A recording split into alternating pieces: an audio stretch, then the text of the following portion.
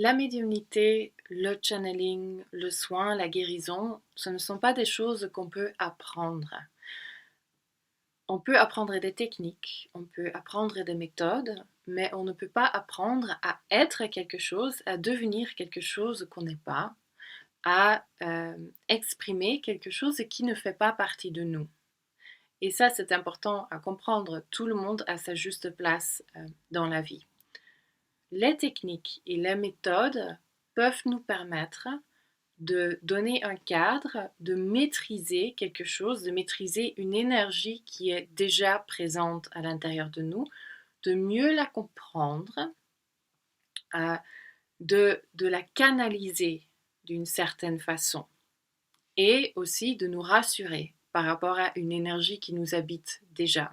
Par contre, aucune technique, aucune méthode va faire de nous un médium, une channel, une guérisseuse, un guérisseur. Cela est déjà présent ou cela ne l'est pas. À un moment donné, ces choses vont remonter à la surface de notre être ou pas. Et c'est tout à fait OK.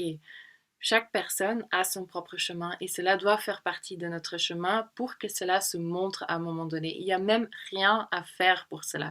Si on est sur notre chemin de vie, on s'écoute, on écoute notre cœur, à un moment donné, ce qui est destiné pour nous va se dévoiler à nous et va se montrer sur notre chemin. Il n'y a rien à forcer là-dedans, dans ce chemin. Évidemment que jusqu'à un certain niveau, tout le monde a une énergie de médiumnité. Tout le monde a une énergie de soin. Tout simplement par l'amour de notre cœur, on soigne. On donne des soins par la beauté et la bonté de nos intentions, de nos gestes, l'attention qu'on peut donner à quelqu'un. On soigne quelqu'un. Tout simplement, en écoutant notre voix intérieure, on se connecte à un certain pouvoir de médiumnité. L'écoute de notre voix intérieure, de nos ressentis, de notre intuition est déjà une connexion, une certaine connexion à l'énergie de la médiumnité. Cela ne fait pas de nous médiums. De nouveau, c'est une énergie, une fréquence qui fait partie de nous ou pas.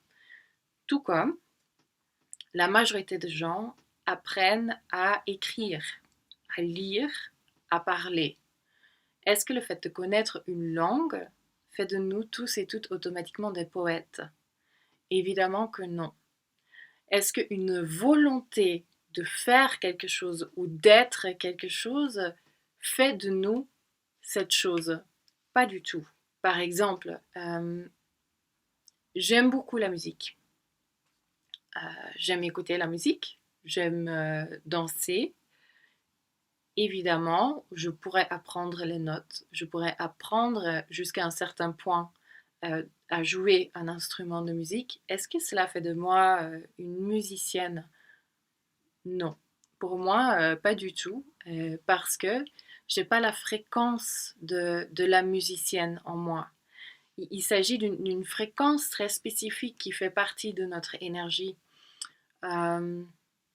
Intellectuellement ou dans mon imagination, je peux avoir une admiration pour la vie de certains artistes peintres ou certains sculpteurs, sculptrices. Je peux trouver ce style de vie attirant ou beau. Est-ce qu'une volonté d'aller dans ce chemin fait de moi une artiste peintre ou une sculptrice? Bien sûr que je peux apprendre à faire une sculpture, mais de nouveau, si je ne suis pas habitée par cette fréquence, cela ne va pas s'exprimer vraiment à travers moi. Et je pense que ça, c'est quelque chose qui est important à se poser comme question. Si on veut aller dans un chemin de guérison énergétique ou de médiumnité, est-ce que cela fait vraiment partie de votre voie, de votre chemin? Ou est-ce qu'il y a une volonté qui s'exprime à travers vous, qui est une volonté de de prendre soin de quelqu'un ou d'autres personnes? Est-ce qu'il y a une volonté de se mettre au service de quelque chose de plus grand? Il y a 10 000 façons de vous mettre au service de quelque chose de plus grand et la meilleure façon de le faire est de laisser exprimer ce qui est naturellement là en vous et ce qui fait partie de votre chemin de vie et de votre mission de vie. Je pense qu'une partie du problème aussi, c'est qu'on a tendance à mettre peut-être parfois des personnes qui ont de la médiumnité, qui sont médiums ou qui sont channel sur un piédestal, alors qu'on ne devrait pas du tout le faire. On devrait juste le voir comme un atout ou un talent parmi tous les autres. Un autre souci avec la guérison, c'est que ça peut justement être une expression de notre syndrome du sauveur ou de la sauveuse, qu'on ait envie de sauver d'autres personnes. Donc là aussi, à nous d'être vigilants que c'est pas ça qui s'exprime, que c'est une vraie mission, que c'est qui on est et ce n'est pas ce qu'on fait ou ce qu'on souhaiterait faire.